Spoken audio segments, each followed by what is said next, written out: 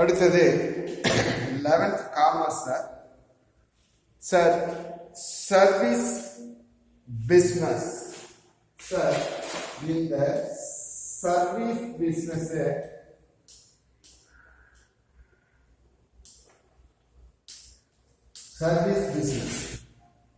Sir இந்த service பிஸ்னஸ்ல பொறுத்த வரைக்கும் ஒரு பிஸ்னஸ் அப்ப பிஸ்னஸ் அப்படின்னா business is nothing but to sell the goods to customers in the market.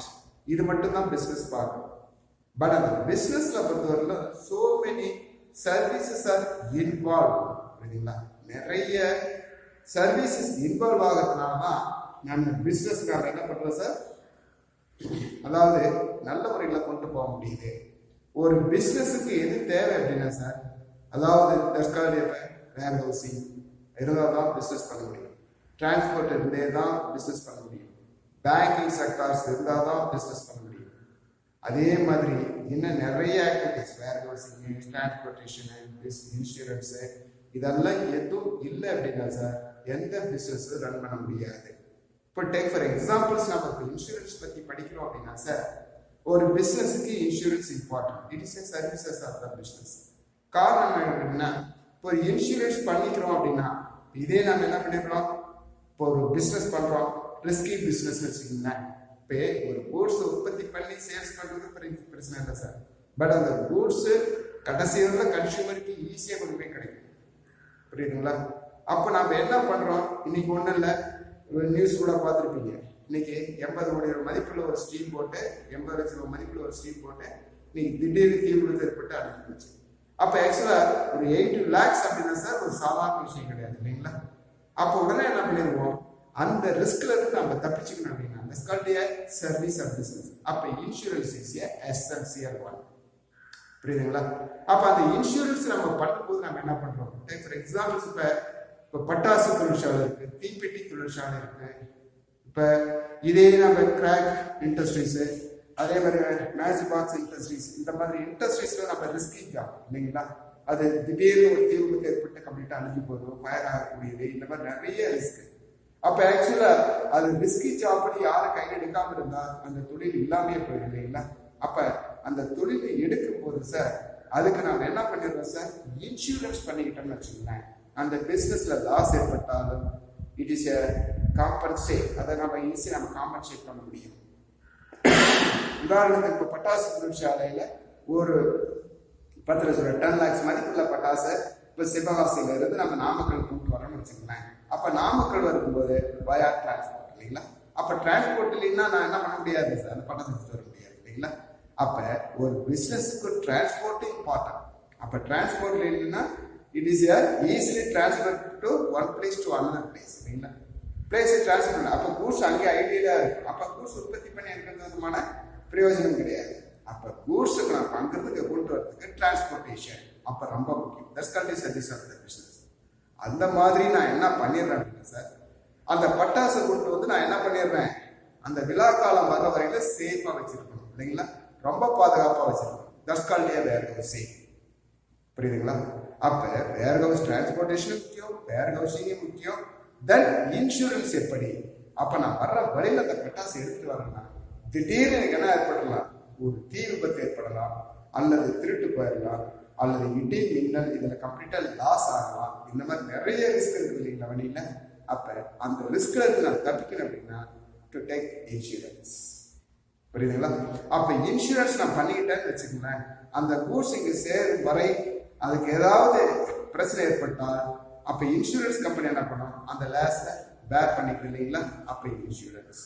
அப்ப ஆக்சுவலா எல்லா பிசினஸுக்குமே இது ரொம்ப ரொம்ப முக்கியமான கடமை.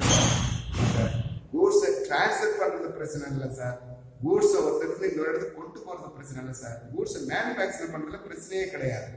அப்ப அதுக்கு டிரான்ஸ்போர்டேஷன் முக்கியம், அதே மாதிரி அதை கொண்டு போய் சேஃபா வைக்கிறதுக்கு வேர் ஹவுசிங் முக்கியம், தென் அந்த ரிஸ்க் லாஸ்ல தப்பிக்கிறதுக்கு இன்சூரன்ஸ் முக்கியம். அப்ப இதெல்லாம் இருந்தால் தான் நம்ம பிசினஸ் ஈஸியா பண்ண முடியும். அந்த விதத்துல படிக்கிறது தான் சார் நம்ம என்ன பண்ணிடுறோம், இன்சூரன்ஸ் பார்க்கணும். புரியுதுங்களா? அப்ப பாருங்க, every business is exposed to different types of risk such as fire, theft, accident, etc. அப்போ ஒவ்வொரு பிசினஸ்ல நாம என்ன பண்ணிடுறோம், என்ன different types of risk, such as fire, தீயினால் அழிஞ்சு போகலாம், theft திருட்டு போகலாம், ஆக்சிடென்ட், இந்த மாதிரி நிறைய ரிஸ்க் இருக்கும். அப்ப இந்த மாதிரி ரிஸ்க்லாம் இருக்கிறதுக்கு நமக்கு ஈஸியாக ஹெல்ப் பண்றது தெரியுமா சார்? இன்சூரன்ஸ். பாருங்க, பிரின்சிபல்ஸ் ஆஃப் இன்சூரன்ஸ் பாருங்க, அட்மோஸ்ட் குட் ஃபெய்த். அப்ப பிரின்சிபல்ஸுக்கு அட்மோஸ்ட் குட் ஃபெய்த் பிரின்சிபல்ஸ், அதன் அடிப்படை கூறு என்னன்னா சார், அப்ப ரிஸ்க்ல இருந்தும் தெஃப்ட்ல இருந்தும் ஆக்சிடென்ட்ல இருந்தும் காப்பாத்திக்கணும் சார். அப்ப இன்சூரன்ஸ் என்ன வேணாலும் பண்ணலாமா அப்படின்னு பார்த்தா அட்மோஸ்ட் குட் ஃபெய்த், மிக்க நம்பிக்கைன்னு சொல்லுவோம். இன்சூரன்ஸை பொறுத்தவரைக்கும் நாம என்ன பண்ணிடுவோம், இன்சூரன்ஸ் பண்ணிடுவோம். அதான் பாருங்க, according to this principle, both insurer and insured should enter into the contract in good faith. Good faith நம்பிக்கையின் அடிப்படையில் தான் சார் இன்சூரன்ஸ் நடக்கும். புரியுதுங்களா? சில பேர் என்ன பண்ணிடுவான், இன்சூரன்ஸ் கிடைக்கிறது நம்மளால கிரிமினலா வேலை செய்வான். புரியுதுங்களா? என்ன பண்ணிடுவான், பட்டாசு ஏற்றிட்டு வரேன்னு சொல்லிட்டு இந்த டேமேஜ் ஆன பட்டாசெல்லாம் லோடு ஏற்றி, அப்ப இன்சூரன்ஸ்னு நம்ம என்ன பண்ணிடுவோம், எதை ரெண்டு குப்பை ஏற்றி கம்ப்ளீட் பண்ணி பட்டாசு அப்படின்னு சொல்லி இன்சூரன்ஸ் பண்றான்னு வச்சுக்கோங்களேன். அது நம்பிக்கையின் அடிப்படையில் இருக்கக்கூடியதா இல்லை. எல்லாமே இன்சூரன்ஸ் என்கிறது நம்பிக்கையின் அடிப்படையில், அதாவது இன்சூரருக்கும் இன்சூர்ட் பர்சனுக்கும், அதாவது யார் நாம இன்சூர்ட் பர்சன் இன்சூரர், யார் இன்சூரன்ஸ் கொடுக்குறாங்களோ ரெண்டு பேருக்கு ஒரு கான்ட்ராக்ட் குட் ஃபெய்த் இருந்தால் தான் இன்சூரன்ஸ் பண்ண முடியும். Insurable interest. The insured must have a insurable in the subject to matter of insurance.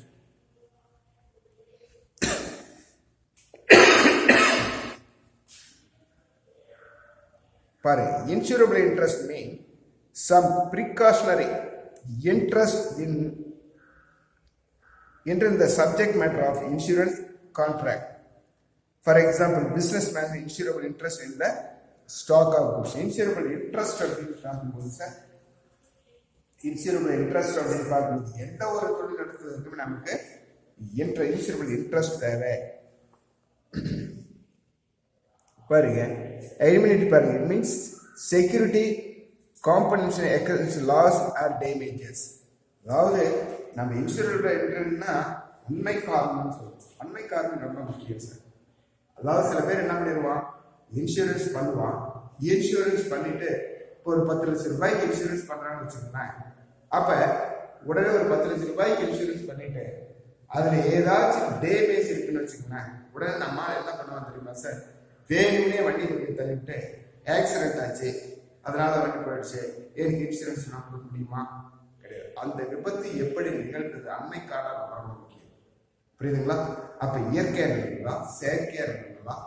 சில பேர் என்ன பண்ணுவாங்க, செயற்கையா நடத்திட்டு கூட இயற்கையா நடக்கிற மாதிரி என்ன பண்ணிடுவாங்க, ஸ்லோ பண்ண ஆரம்பிச்சிருவாங்க இல்லைங்களா? அப்ப அந்த இன்சூரன்ஸ் பணத்தை கிளைம் பண்ணிருக்காங்க. அப்ப என்கொயரி வரும்போது சார் அது எப்படி நிகழ்ந்ததோ அந்த மாதிரி தான். புரியுதுங்களா? அப்ப நன்மை காரணம் இன்சூரன்ஸுக்கு எது முக்கியம், அட்மோஸ்ட் குட் ஃபெய்த் மட்டும் இல்லை, நன்மை காரணமும் ரொம்ப ரொம்ப முக்கியம் அப்படிங்க. பாருங்க, example, a businessman gets its stock of goods insured 5 lakhs. If the goods are destroyed by the fire, the insurance company will be liable to pay compensation for the loss caused to insured. However, maximum compensation shall be 5 lakhs if loss is more than this. The principle, அப்ப எலிமினிட்டி அப்படின்னு பார்க்கும்போது sir, 5 lakh நாம insurance பண்றோம் sir. அப்ப 5 lakh insurance பண்ணிட்டு insurance பண்றோம், அதுல என்ன தெரியுமா, ஒரு 2 lakhs மட்டும் டேமேஜ் ஆயிடுச்சு, 2 lakhs மட்டும் ஃபயர்ல கம்ப்ளீட்டா அஃபெக்ட் ஆயிடுச்சு, 2 lakhs மட்டும் லாஸ் வச்சுக்கலாம். அப்ப நீ இன்சூரன்ஸ் கம்பெனி பே பண்றது ஒன்லி ஃபார் 2 lakhs மட்டும் தான். புரியுதுங்களா? அப்ப நீ என்ன பண்ணி அழுத்து போச்சு, எல்லா சரக்கு வேண்டாம், இது நீயே எடுத்துக்கிட்டு எனக்கு 5 lakhs கொடு அப்படின்னு சொல்லிட்டு நீ என்ன பண்ண முடியாது, இன்சூரன்ஸ் கம்பெனியை நீ கேட்க முடியாது. அப்ப எவ்வளவு டேமேஜ் ஆச்சோ அந்த டேமேஜ் ஆன கூட்ஸுக்கு மட்டுமே என்ன பண்ணலாம், இன்சூரன்ஸை என்ன பண்ணிக்கலாம், இன்சூரன்ஸ் வாங்கிக்கலாம் சார். அதுக்கு மேல இருக்கக்கூடிய அமௌண்ட்டுக்கு இன்சூரன்ஸ் வாங்க முடியாது. ஆனால் இந்த damages are 5 lakhs and above, 5 lakh insurance பண்ணியிருக்கேன், பட் லாஸ் ஆனது ஒரு 5 lakh ஒரு 8 lakhs மேலே லாஸ் ஆயிடுச்சுன்னு. அப்போ நீ 5 lakhs கம்ப்ளீட்டாக இன்சூரன்ஸ் வாங்கிக்க முடியும். அப்போ ஒரு ஆக்சிடென்ட் ஆகி ஒரு இன்சூரன்ஸ் ஃபயர் ஆயிடுச்சு அப்படின்னா சார், அப்போ மேக்ஸிமம் லாஸ் ஆகிறத மேக்ஸிமம் இன்சூரன்ஸ் இன்ட்ரெஸ்ட் நீ கிளைம் பண்ண முடியும், தவிர நீ என்ன பண்ண முடியாது. அப்போ லாஸ் வந்து மினிமம் 5 lakhs, பிலோ 5 lakhs அப்படின்னா சார் எவ்வளோ லாஸ் ஆச்சோ அதுதான் கிளைம் பண்ண முடியும், டோட்டல் அமௌண்ட் கிளைம் பண்ண முடியாது. அதே மாதிரி பாருங்க, காஸ்ட் ஆஃப் ஃபிராக்ஷனா பாருங்க. The word cost of fraction means interest cost according to this principle. When the loss is a result of two more causes, the problem cause that is a direct. The direct most dominant, most effective cause loss to be taken in the consideration. The insurance company is not liable for remote costs. அதாவது நாம் என்ன சில நேரத்தில் loss நடந்துடும் sir. அந்த loss நடந்தது பிறகு இப்போ என்ன பண்ணுவோம், தேர்ட் பார்ட்டி இன்சூரன்ஸ் சொல்லுவோம். அப்போ தேர்ட் பார்ட்டி இன்சூரன்ஸ் பண்ணும்போது அந்த லாஸ் ஏற்பட்டதுக்கு 2-3 காரணம் இருக்குன்னு வச்சுங்களேன். அப்போ காசுங்கிறது தீயனால் அழிஞ்சு போச்சு அப்படின்னு கரெக்டாக நீ ப்ரூவ் பண்ணினா இன்சூரன்ஸ் கிளைம் பண்ணிக்கலாம். ஆனால் அது அழிஞ்சது காரணம். இப்போ இதே நம்ம என்ன பண்ணிடுவோம் சார், ரோட்டில் போயிட்டு இருக்கோம் சார், ரோட்டில் போயிட்டு இருக்கும்போது நம்ம என்ன போயிட்டு இருக்கும்போது நம்ம என்ன பண்ணிடுறோம், இதே நம்ம என்ன பண்ணுறோம், கேஸில் கோர்ட்டில் எப்படி கேஸ் பண்ணுறோம் அப்படின்னா, அதாவது போயிட்டே இருக்கு சார், போயிட்டு ரன்னிங்கில் போயிட்டு இருக்கும்போது ஒரு ஆக்சிடென்ட் ஆகி நம்ம இறந்துடுறோம் அப்படின்னு வச்சுங்களேன். அப்போ பேக் வீலில் இருந்தால் கேஸே கிடையாது சார். பேக் வீலில் விழுந்து செத்துட்டோமா அப்படின்னா சார் அதை நம்ம இன்சூரன்ஸ் கிளைம் பண்ணுறது ரொம்ப ரொம்ப கடினம் இருக்கும். அப்போ ஃப்ரண்ட் வீலில் விழுந்து செத்தா தான் பிரச்சனை அப்படிங்கிறோம். அப்போ ஏன்னா பேக் வீலில் விழும்போது டிரைவருடைய கவனத்திற்கும் பின்னாடி வர்றதுனால அந்த காரணம் எடுபடாது அப்படிங்கிறோம். அப்போ இவ்வளவு ரூல் போயிட்டு. அதே மாதிரி இன்சூரன்ஸ் ஒரு சரக்கு டேமேஜ் ஆகி கம்ப்ளீட்டாக அழிச்சு போனாலும் அதுக்கு 2 காரணம் 3 காரணம் இருக்குன்னு வச்சுங்களேன். அப்போ இன்சூரன்ஸ் பே பண்ண முடியாது. அதாவது ஃபயர்ல ஏற்பட்டு போச்சுன்னா உன்னுடைய அசால்ட்டால ஃபயர் ஏற்பட்டுச்சு அப்படின்னா சார் உடனடியாக இன்சூரன்ஸ் கிளைம் பண்ண முடியாது. டேக் ஃபார் எக்ஸாம்பிள்ஸ் நம்ம என்ன பண்ணலாம், ஒரு தீப்பெட்டி ஏற்றிட்டு வரோம், ஒரு பட்டாசு ஏற்றிட்டு வரோம் சார். அப்போ நீ உள்ளுக்கு உட்காந்துட்டு ஒரு ஸ்மோக் பண்ணுறேன்னு வச்சுக்கோங்களேன், அல்லது ஒரு பெட்ரோல் கூட்டு வரேன்னு வச்சுக்கோங்களேன். அப்போ இதெல்லாம் என்ன தெரியுமா சார், அப்போ அந்த தீ விபத்துக்கு காரணம் இந்த 2 காரணம் மட்டும் இருக்குதுன்னு வச்சுங்களேன். அப்போ இது வீணாக இருந்த இன்சூரன்ஸ் கிளைம், புரியுதுங்களா, இன்சூர் பண்ண முடியாது. அதாவது பாருங்க, அதே மாதிரி கான்ட்ரிபியூஷன் பாருங்க. The same subject matter may be insured with more than one insurance. There is known as a double insurance. Such case, the insurance claim to be paid, the insured must share contributed by the insurance. பாருங்க, a businessman gets his factory insured against fire 10 lakhs with the insurer 5 lakhs. With the insurer B, due to fire loss 1,50,000 insured. Then insurers A and B will contribute the loss in the ratio 2:1. A will pay 1 lakh and B will pay 50,000. அப்ப examples என்ன பண்றோம், இப்போ இந்த party insurance சொல்லுவோம் sir. Party insurance அப்படின்னு சொல்லும்போது 2 பேர் ஒரே சரக்கு இன்சூரன்ஸ் பண்ணியிருந்தோம். அப்போ மேக்ஸிமம் எலிஜிபிலிட்டி என்ன, இப்போ நான் ஒரு 5 lakhs இன்சூரன்ஸ் பண்ணியிருக்கேன், இன்னொருத்தர் 2 lakhsக்கு அதே கோர்ஸுக்கு பார்ட்னர் இன்சூரன்ஸ் பண்ணியிருக்காரு அப்படின்னா சார் என்ன பண்ண முடியும், அது லாஸ் ஏற்பட்டு போச்சுன்னா எவ்வளோ லாஸோ அந்த லாஸில் ஈக்குவல் ஷேர், நீ எவ்வளோ ஷேர் இன்சூரன்ஸ் பண்ணியிருக்கோ அந்த அமௌண்ட்டு அவருக்கு இன்னொரு அமௌண்ட்டு இன்னொருக்கு பகிர்ந்தளிக்கப்படும். பாருங்க, sub-organisation is stepping the shoes of others. According to this, பாருங்க, B gets his motor car insured. Some of its parts got damaged at a road accident.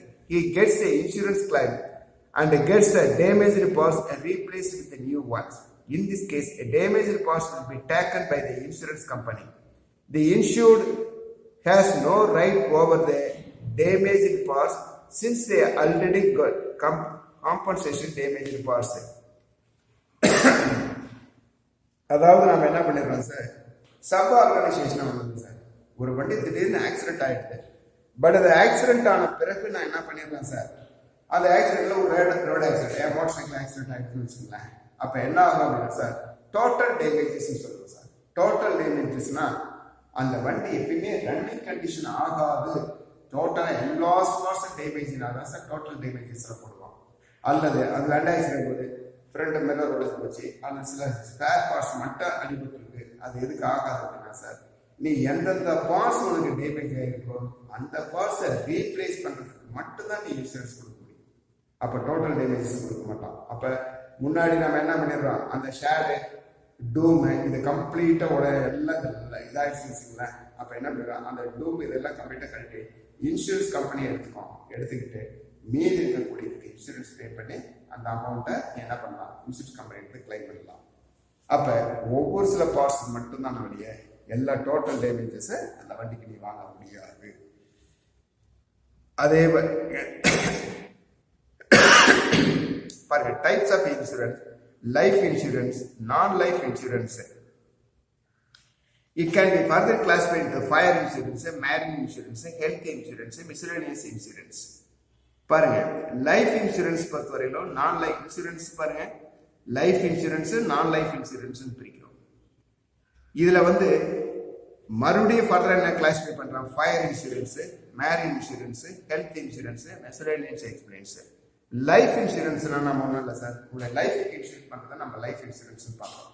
அப்ப ஆக்சுவலா ஒருத்தர் நம்ம இன்சூரன்ஸ் பண்றோம் அப்படின்னா சார், மேக்சிமம் லைஃப்பை பொறுத்த வரைக்கும் சார் நீ எவ்வளவு தொகைக்கு வேணாலும் இன்சூரன்ஸ் பண்ணலாம். நோ, புரியுதுங்களா?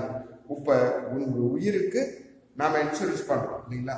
நான் ரோட்ல போனோம் மட்டும் போய் அல்லது ஏதாச்சும் சிவியரா ஏதாச்சும் நோய் வாய்ப்பட்டு இருந்தாலும் இதுக்கு இன்சூரன்ஸ் கம்பெனி பின்னாடி என்னுடைய நாமினிக்கு யூஸ் ஆகும் அப்படிங்கிறதுக்கு நான் இன்சூரன்ஸ் பண்றேன்னு வச்சுக்கோங்களேன். அப்ப இன்சூரன்ஸ் பண்ணும்போது சார் மேக்ஸிமம் லைஃபுக்கு இவ்வளவுதான் லிமிட் அப்படிங்கிறதுலாம் கிடையாது. லைஃபுக்கு உன்னோட உயிருக்கு ஒரு மதிப்பு சொல்ல முடியுமா சார்? அப்ப உன் உயிருக்கு இவ்வளவுதான் விலைன்னு பிரச்சனை முடியுமா? முடியாது. ஆனா ஒரு வண்டிக்கு இன்சூரன்ஸ் பண்றேன்னா அந்த வண்டிக்கு வேல்யூ இருக்கு இல்லைங்களா? அந்த அதுக்கு வேல்யூ போட முடியும். ஆனா ஒரு உயிருக்கு வேல்யூ கிடையாது சார். அதனால லைஃப் இன்சூரன்ஸ் பண்ணலாம். நீ 100 கோடி கூட உன்னுடைய இன்சூரன்ஸ் பண்ணிக்கலாம். புரியுதுங்களா? இதான் லைஃப் இன்சூரன்ஸ் சொல்றோம். பாருங்க, importance of life insurance. Life insurance provides a protection to the family at a premature death of individual. இதனுடைய இம்பார்ட்டன்ஸ் அப்படின்னு பார்க்கும்போது protection the family at a premature death of individuals. அப்ப நாம என்ன பண்ணிடுறோம், ரோட்ல போயிட்டே இருக்கோம். நீங்க இன்சூரன்ஸ்ல இன்னைக்கு காலகட்டத்தில் இன்சூரன்ஸ் எசென்சியல் ஒன்று சார். புரியுதுங்களா? இன்னைக்கு இன்சூரன்ஸ் இல்லாம நம்ம என்ன பண்ண முடியாது. ஃபேமிலி நாம என்னுடைய ஃபேமிலியில என்னோட ஒய்ஃப் இருக்காங்க, 2 பசங்க அந்த பொண்ணுங்க இருக்காங்கன்னு வச்சுக்கோங்களேன். அப்போ டெய்லி நாங்கள் டிரான்ஸ்போர்ட்ல போயிட்டு வந்துட்டு தான் நம்ம வேலைக்கு போயிட்டு வந்துட்டு இருக்கோம்னு வச்சுக்கோங்களேன். அப்போ இன்னைக்கு என்ன நடக்குதுன்னு தெரியாது இல்லைங்களா? இன்னைக்கு நம்ம வரோம் சார், முன்னாடி வீட்டுக்கு போய் சேர்ந்தாதான் நம்ம உயிருக்கு உத்தரவாதம். நாம எவ்வளவுதான் கரெக்டா போனாலும் அடுத்த எப்படி ஓட்டுறாங்க வண்டியை ஓடிட்டு வர்றாங்கலாம் தெரியாது. மேல மோடி இறந்துட்டுன்னு வச்சுக்கோங்களேன். அப்ப இன்சூரன்ஸ் பண்ணிருந்தா சார் அந்த இன்சூரன்ஸ் கிளைம் பண்ணி என்னுடைய ஃபேமிலிக்கு அது ரன் ஆகிறதுக்கு வாய்ப்பு இருக்கும் இல்லைன்னா இல்லை. இது ரொம்ப முக்கியம். It gives adequate amount at a old age when earning the capacity are reduced. அதே மாதிரி பாருங்க, types of life insurance, whole life policy. In this kind of policy, some insured is payable only on the death of assured to the beneficiary of the deceased. The premium is payable for fixed period 20 or 30 years for the whole life of the. அப்போ whole life policy அப்படின்னு சொல்லும்போது நம்ம என்ன பண்ணிடுறோம், என்னோட life ஃபுல்லாக insurance பண்ணிக்கிறோம் sir. அப்போ ஹோல் லைஃப்ல 20 or 30 இயர்ஸ், 20 வருஷம் அல்லது 30 வருஷத்துக்கு என்ன பண்ணலாம், 30 வருஷத்துக்கு நான் இன்சூரன்ஸ் அப்படி கண்டினியூ பே பண்ணுறது ஹோல் லைஃப் பாலிசி. அப்போ அந்த ஹோல் லைஃப் பாலிசியை பொறுத்தவரை 30 வருஷத்துக்கு நான் இன்சூரன்ஸ் பண்ணிட்டு இருக்கேன். அப்போ ஒரு கோடி ரூபாய்க்கு நான் இன்சூரன்ஸ் பண்ணியிருக்கேன்னு வச்சுக்கோங்களேன். அப்போ 30 வருஷத்துக்கு 1 கோடி ரூபாய்க்கு என்ன பிரீமியமோ அந்த பிரீமியத்தை நான் கட்டிக்கிட்டே வரேன் சார். திடீர்னு ஒரு வருஷம் ஒரு 6 மாதம் அல்லது ஃபர்ஸ்ட் இன்சூரன்ஸ் ஒரு இன்ஸ்டால்மெண்ட் கட்டுறேன் சார். ஒரு இன்ஸ்டால்மெண்ட் ஒரு 10,000 வச்சுக்கோங்களேன். அப்போ அந்த 10,000 கட்டிட்டேன் சார். அந்த கட்டணும்னா எனக்கு திடீர்னு அன்பார்ச்சுனேட்னா ஒரு ஆக்சிடென்ட் இறந்துடுறேன்னு வச்சுக்கோங்க. த insurance company pay the 1 crore rupees to your family. அந்த 1 கோடி ரூபாய் உங்க ஃபேமிலி கொடுத்துரும். புரியுதுங்களா? அப்ப அந்த 30 இயர்ஸ் நான் கம்ப்ளீட்டா கட்டிட்டே வரேன் சார். அப்ப அந்த 20 இயர்ஸ் வச்சுக்கோங்க, 20 இயர்ஸ் கம்ப்ளீட்டா கட்டிட்டே வரேன். அப்ப அந்த 20 இயர்ஸ்ல எனக்கு எந்த விதமான ஆக்சிடென்ட்டும் நடக்கல, எந்த இது இல்லைன்னு வச்சுக்கல. The insurance company pay the amount of money the insurance company pay the amount of money to the certain person, sir. அப்ப insurance company என்ன பண்ண தெரியுமா சார், அந்த 20 years completion period of 20 years, அப்ப insurance company pay the amount with interest ஓட அந்த amount உங்களுடைய ஃபேமிலிக்கு அல்லது உங்களுக்கு பே பண்ணிடும். புரியுதுங்களா? The whole life policy. Endowment life insurance policy. Under this type of policy, the insurer undertakes to pay the assured specified the sum, attainment of particular sum, and the attainment of particular age of his death, whether the earlier, in case of death or issued before attain the specified age. இது ஒன்றும் இல்லை sir. என்டவுமெண்ட் policy அப்படின்னா கிடையாது. என்டவுமெண்ட் policy அப்படின்னா sir insurance பண்றேன், புரியுதுங்களா? அப்ப insurance பண்ணிட்டு ஒரு 10 years இன்சூரன்ஸ் பண்றேன். அப்ப 10 years இன்சூரன்ஸ் பண்ணிட்டு நாம என்ன பண்ண, 10 yearsல ஆக்சிடென்ட் நடந்தால் அதான் எது முன்னாடி நடக்குதோ, ஒன்னு இறப்பு அல்லது அட்டைன்மெண்ட் ஆஃப் பர்டிகுலர் பீரியட். அப்ப அந்த 10 yearsக்கு முன்னாடி இறப்பு இருந்தால் எவ்வளவு இன்சூரன்ஸ் பண்ணிருக்கோ அந்த இன்சூரன்ஸ் அமௌண்ட்டை இன்சூரன்ஸ் கம்பெனி பே பண்ணிடுவோம். அப்படி இல்ல, அந்த 10 yearsல எது நடக்கல அப்படின்னா sir, after attainment of fixed period the insurance company pay the certain amount of money to the insurer. Amount is paid for it. That's called as endowment policy. பாருங்க, joint life policy. The policy is taken to jointly lives of 2 or more persons is known as joint life policy. On death of any one person, the insured sum of policy money is paid to the other surveyor or surveyors. The premium is paid jointly or either from the installment or lump sum. Sir joint life policy அப்படின்னா sir இதெல்லாம் maximum இந்த workers private கல்ச்சர்ஸில் work பண்ணுறாங்க இல்லைங்களா? இப்போ இதே நம்ம என்ன பண்ணுற ஒரு ப்ரைவேட் கம்பெனி, அதே மாதிரி வேற எதுலையாச்சும் நம்ம ஒர்க் பண்ணுறோம், ஒரு சினிமா தியேட்டரில் ஒர்க் பண்ணுறோம் அல்லது வேற எதுலையாச்சும் ஒர்க் பண்ணுறோம்னு வச்சுங்களேன். அப்போ என்ன பண்ணுறது, அதில் ஒரு 10 பேர் பர்மனெண்ட்டாக வேலை செய்கிறாங்க சார். அந்த 10 பேருக்கு சேர்த்து இன்சூரன்ஸ் இருக்குது சார். 10 பேர் நேமே அதில் இன்வால்வ் பண்ணிட்டு நாம் என்ன பண்ணுறோம், அந்த 10 பேர்த்துக்கு சேர்த்து எவ்ரி இயர் நம்ம இன்சூரன்ஸ் அமௌண்ட் பே பண்ணிகிட்டே இருப்போம். அதுல அந்த 10 பேர்த்துல ஏதாவது ஃபேக்டரியிலயோ அல்லது வேற இடத்துலயோ ஏற்பட்டால் அந்த 10 பேர்த்திலையோ அந்த சர்வேர் பெனிஃபிட்டை அவங்களுக்கு கொடுப்போம். That's called a joint life policy. Annuity policy பாருங்க. Under this policy, the assured sum or policy money is payable in monthly or annual installment after the insured attains a certain age. In this case, either the whole amount of the premium is paid once or premium is paid installments over certain period. This policy is useful to those who prepare regular income after a certain age.